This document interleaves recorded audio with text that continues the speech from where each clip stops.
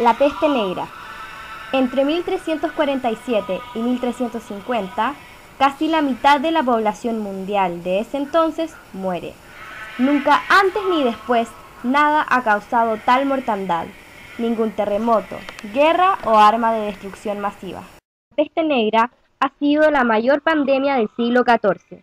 Comenzó quizá en algún lugar del norte de la India, probablemente en las estepas de Asia Central, desde donde fue llevada al oeste por los ejércitos mongoles.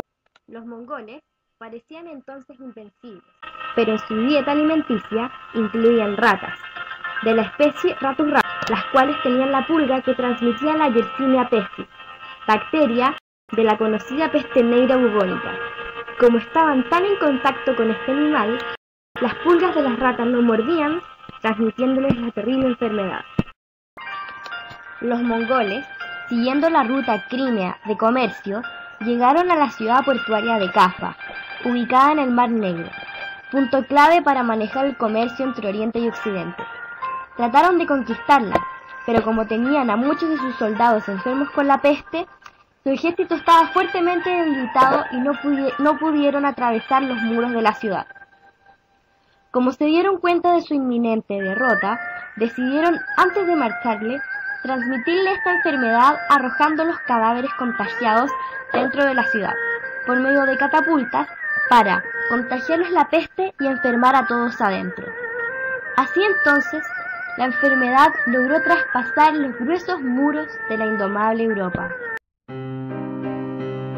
Es importante recalcar aquí que los europeos de esta época sufrían una desnutrición crónica debido a su crisis agraria, lo que le facilitó la entrada a su organismo a la mortal bacteria. Algunos de los barcos que zarpaban en Kaffa no llevaban nadie vivo al alcanzar puerto. Las personas entraban a revisar el contenido de los barcos y se encontraban con un cargamento de cadáveres y unos pocos sobrevivientes agonizantes que padecían una extraña enfermedad. Asustados, devolvían los barcos al mar, esperando así salvarse de esta extraña enfermedad, pero lo que no sabían era que ya era demasiado tarde.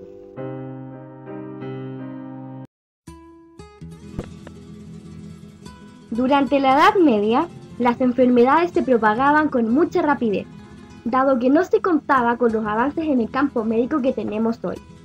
El ser humano solamente podía confiar en su sistema inmunológico para defenderse del ataque de virus y bacterias.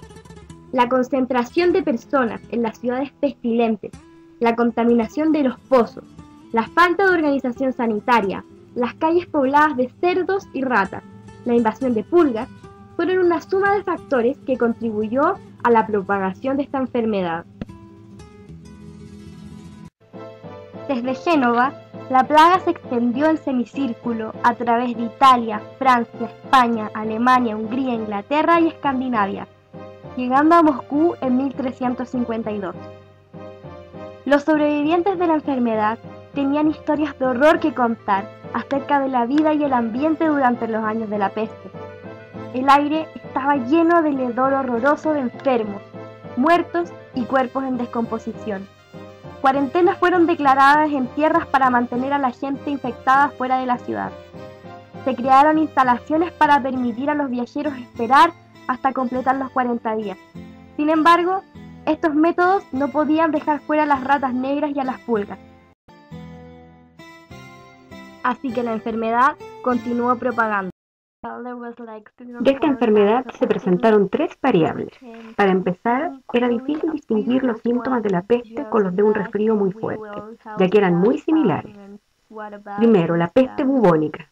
Los bubones son glándulas linfáticas ubicadas en la ingle, cuello y axilas. Se vuelven negros y pueden inflamarse hasta el tamaño de una naranja.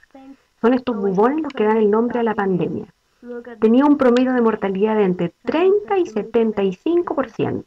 Estos síntomas estaban acompañados de fiebre, temblores, dolores de las articulaciones y de cabeza, malestar y náuseas. Solo podía transmitirse por medio de la mordida de las pulgas infectadas. Segundo, la peste septicémica. Una vez que los bubones colapsan, la bacteria pasa a la sangre. La presión sanguínea baja abruptamente, estos órganos colapsan, el sistema vascular se vuelve permeable, generando hemorragias y profundas decoloraciones púrpuras de la piel. Esta forma de la enfermedad tenía un promedio de mortalidad de casi un 100%. También se caracterizaba por fiebres extremadamente altas. Solo podía transmitirse por medio de la mordida de pulgas infectadas. Tercera, la peste pulmonar.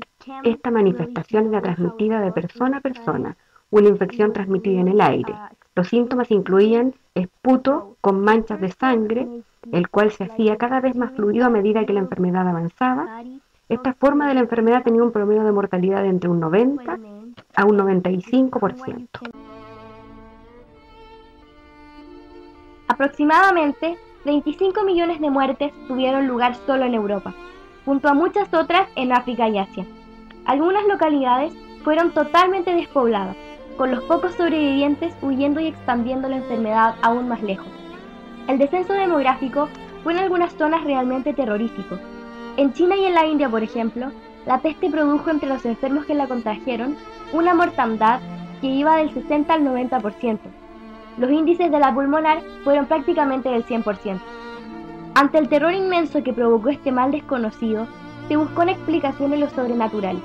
La peste se consideró un castigo divino por los pecados. En plena desesperación, se buscaron culpables. Se dijo que los judíos y los leprosos habían envenenado los pozos y se desencadenó una ola de violencia contra ellos. De esta manera, la explicación de un Dios vengador que castigaba a los pecadores dominó las conciencias de los europeos medievales. Esta despoblación tuvo una variedad de efectos. La clase de los campesinos europeos se benefició por una parte. Ellos tenían mayor demanda debido a la escasez de trabajadores, y había grandes extensiones de tierra fértil desatendidas que se volvieron disponibles. Los señores de la tierra ofrecían incentivos a los campesinos, combinando libertad y salarios mayores. Muchos historiadores sostienen que estos fueron los primeros comienzos del capitalismo. La influencia de la Iglesia disminuyó de gran forma en este periodo. Muchos se desilusionaron de la Iglesia por su inhabilidad para detener el progreso de la peste. La fe en Dios fue puesta a prueba. ¿Por qué Dios no contestó nuestros reclamos y detuvo la enfermedad? Muy de la mano con esta monstruosa peste está la danza de la muerte o danza macabra, que es mucho más que solo la danza como comúnmente se cree, sino que comprende todo un movimiento artístico y literario que se remonta aproximadamente a la mitad del siglo XIV. La terrible plaga trajo a la mente medieval el tema de la muerte inexorable e igualitaria, la brevedad de la vida humana y que debemos estar preparados para morir en cualquier momento y rendirle cuentas al Creador. Por medio del ámbito literario y plástico, el hombre de la Edad Media manifiesta su inquietud no con la burla, ni con la representación lúdica de la muerte, como sucede en otras culturas, sino a través de la expresión del horror provocado por la muerte, que junto con la resignación llega a tomar tintes de cinismo y ironía. Se crearon en torno a este tópico pinturas, obras dramáticas, libros, canciones, danzas, poemas y toda clase de representación artística. El propósito de estas obras era enseñar la verdad acerca de que todos los hombres deben morir y por consiguiente prepararse para aparecer ante su juez. Quien escuche estas palabras y crea que el relato de la muerte negra es exagerado, debe considerar la evidencia de Francesco Petrarca, el gran poeta y humanista italiano que conocía esta época porque sobrevivió a la peste en Italia. Cuenta que Laura, su misterioso y platónico amor, murió en la plaga de Aviñón el 6 de abril de 1348. Describió las casas vacías, los pueblos y campos abandonados, los terrenos cubiertos por los muertos, el silencio sepulcral y vasto en todos lados. Recordó que los historiadores se quedaban silenciosos cuando alguien les pedía que describieran desastres similares, de médicos que enloquecían, de filósofos que encogían de hombros, fruncían el ceño y colocaban un dedo sobre los labios silenciándolos. Petrarca termina aquí el relato con las siguientes palabras: es imposible que la posteridad pueda creer estas cosas, porque nosotros, que las hemos vivido, casi no podemos creerlas.